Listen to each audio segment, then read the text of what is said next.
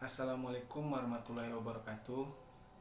Perkenalkan, nama saya Habib Alfarijil dari Fakultas Ilmu Ekonomi, Sosial dan Humaniora, Program Studi Manajemen S1 2020, Universitas Aisyah Yogyakarta. Di sini saya akan menjelaskan sedikit tentang materi beriman kepada Allah Subhanahu wa taala. Pertama-tama, saya akan menjelaskan dulu tentang pengertian iman. Apa itu iman? Iman artinya percaya. Menurut istilah, iman adalah membenarkan dan meyakinkan dengan hati, diucapkan oleh lisan, dan diamalkan oleh perbuatan. Dalil tentang perintah beriman kepada Allah Subhanahu wa taala terdapat dalam Quran surat Al-Baqarah ayat 163 yang artinya, dan Tuhan itu Tuhan yang Maha Esa. Tidak ada Tuhan selain Dia, yang Maha Pemurah lagi Maha Penyayang. Namun demikian, untuk membuktikan wujudnya dapat dikemukakan oleh beberapa dalil di antara lain. Yang pertama, dalil fitrah. Allah Subhanahu wa taala menciptakan manusia dengan fitrah yang bertuhan.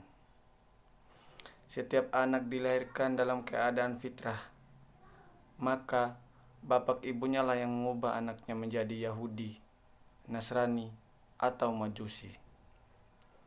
Hadis riwayat Bukhari.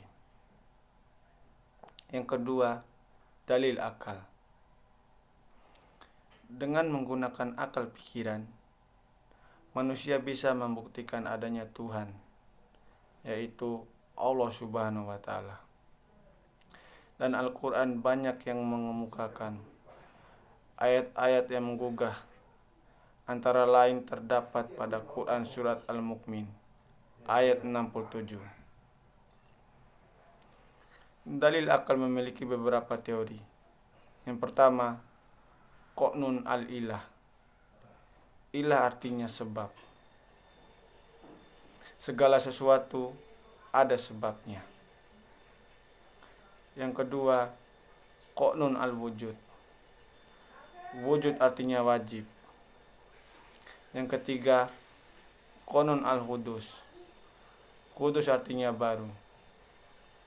Dan yang keempat, Qanun al-nizam.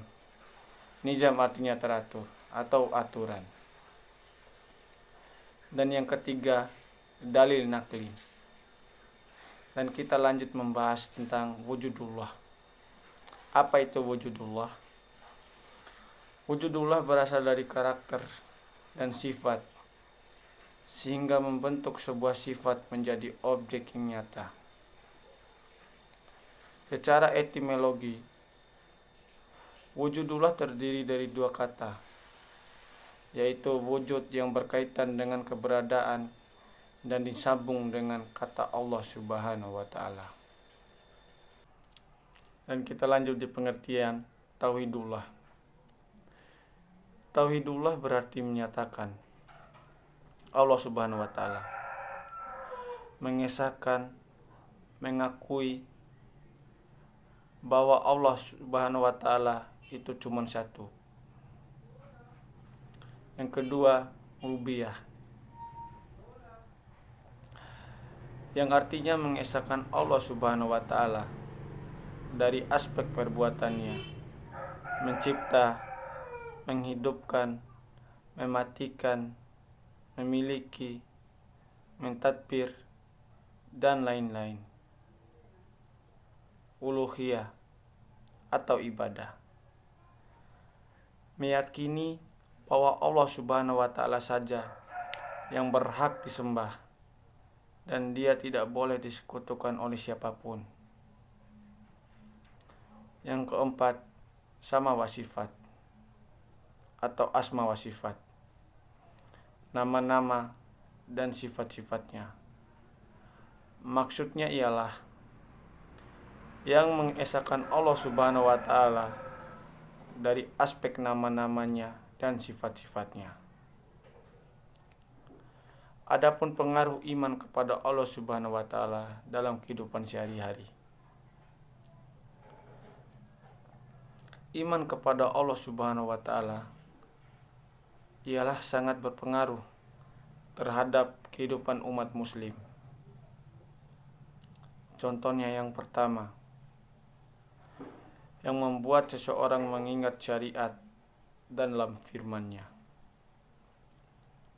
Sesungguhnya jawaban orang-orang mukmin bila mereka dipanggil kepada Allah Subhanahu wa taala dari Rasul-Nya agar Rasul menghukum atau mengadili di antara mereka ialah ucapan kami dengar dan kami taat,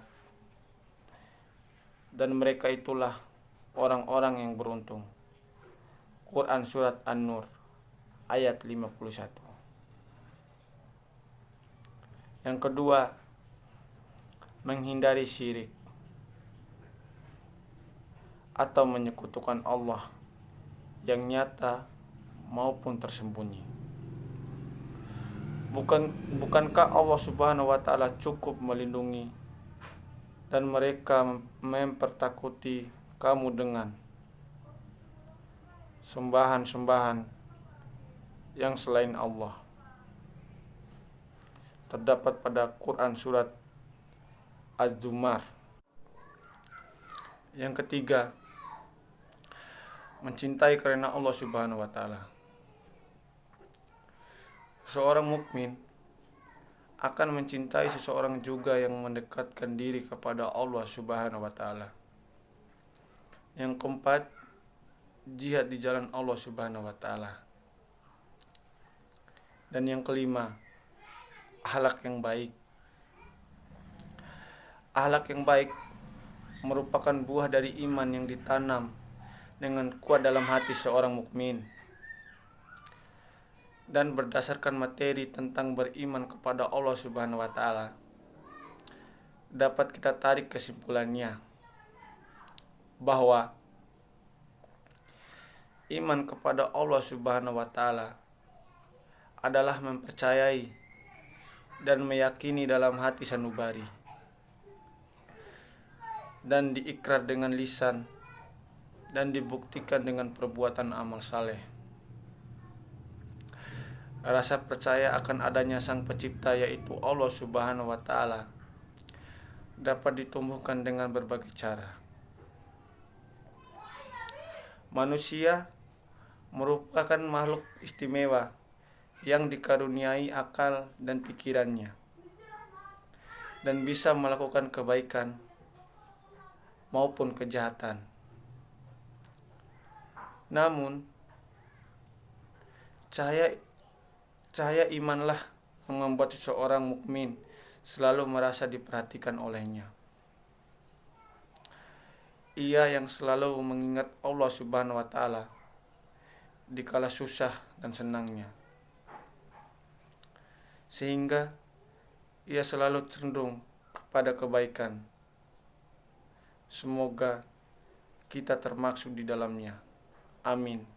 Amin ya robbal alamin. Mungkin hanya itu saja materi yang dapat saya sampaikan. Mohon maaf atas segala kekurangannya. Wabillahi taufiq wal hidayah. Wassalamualaikum warahmatullahi wabarakatuh.